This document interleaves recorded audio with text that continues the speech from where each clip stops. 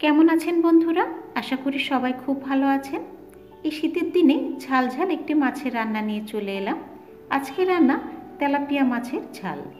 এটি খুবই সহজ, চটজলদি এবং সুস্বাদু একটি রান্না। তো চলুন এবার রান্নাটা শুরু করি। এই রান্নাটির জন্য যে উপকরণগুলি লাগছে সেগুলি প্রথমেই দেখিয়ে দিচ্ছি।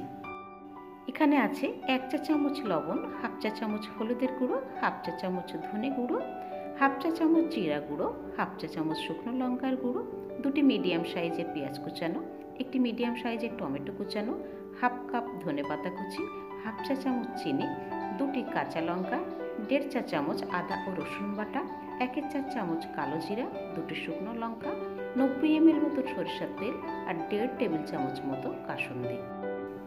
এখানে আমি 450 গ্রাম তেলাপিয়া মাছ নিয়েছি। এবার এর মধ্যে দিয়ে দিচ্ছি হাফ চা চামচ লবণ, হাফ চা চামচ হলুদের গুঁড়ো আর দিচ্ছি 1 চা চামচ সরিষার তেল। এবার এগুলো মাছের গায়ে খুব ভালোভাবে মাখিয়ে নিয়ে 10 মিনিটের জন্য রেখে দেব।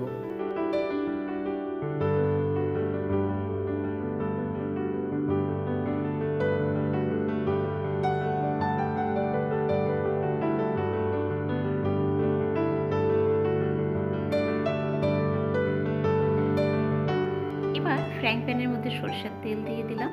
তেলটা বেশ গরম হয়ে গেছে। এখন তেলাপিয়া মাছগুলো এই তেলের মধ্যে দিয়ে একটু লাল লাল করে ভেজে নেব।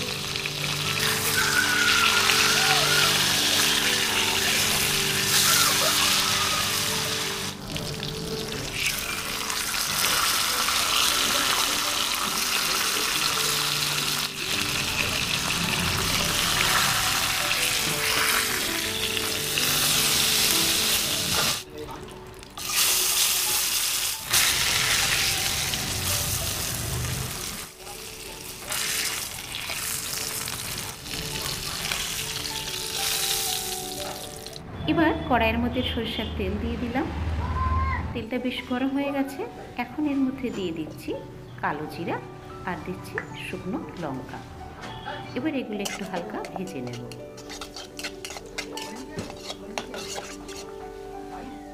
এরপর দিয়ে দিচ্ছি পেঁয়াজ কুচানো। এই পেঁয়াজ কুচানোগুলোকে এবার একটু ভেজে নেব।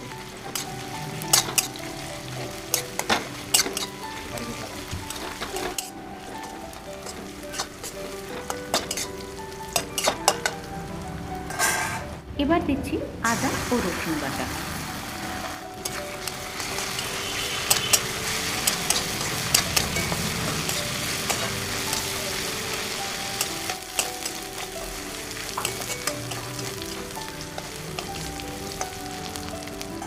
এখন দিচ্ছি টমেটো কুচানো। এবার সবটা খুব ভালোভাবে মিশিয়ে নেব।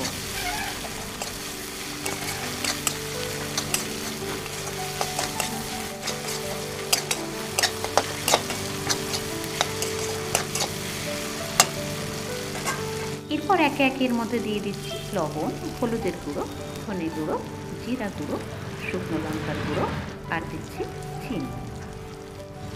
এবার সবটা খুব ভালোভাবে কষিয়ে নেব।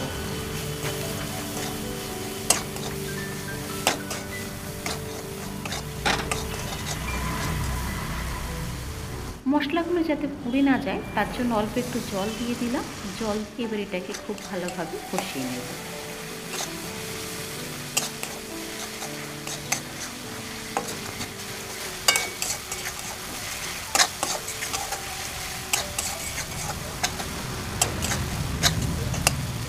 এখন দিয়ে দিচ্ছি কাসুন্দি।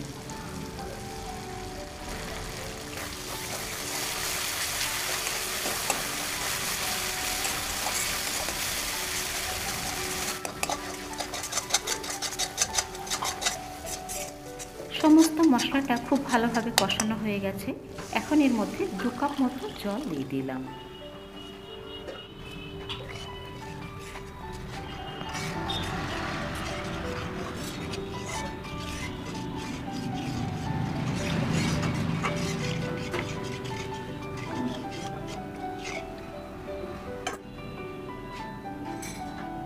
ঝোলটা বেশ ফুটে উঠেছে। এবার ভেজে রাখা তেলাপিয়া মাছগুলো এই ঝোলের মধ্যে দিয়ে দিলাম।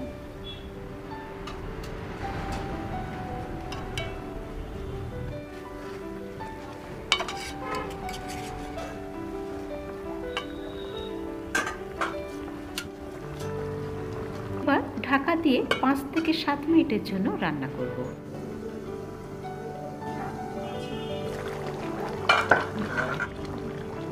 এবার এর মধ্যে দিয়ে দিচ্ছি কাঁচা লঙ্কা আর দিচ্ছি ধনেপাতা কুচি।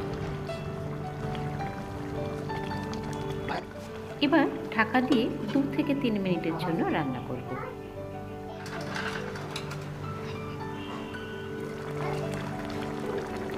সবশেষে গ্যাস বন্ধ করে 2 থেকে 3 মিনিটের জন্য ঢাকা দিয়ে রাখবো সুন্দর একটি কালার আসার জন্য।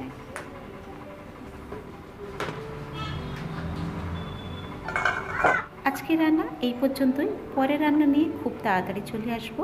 ততদিনের জন্য সবাই খুব ভালো থাকুন, সুস্থ থাকুন।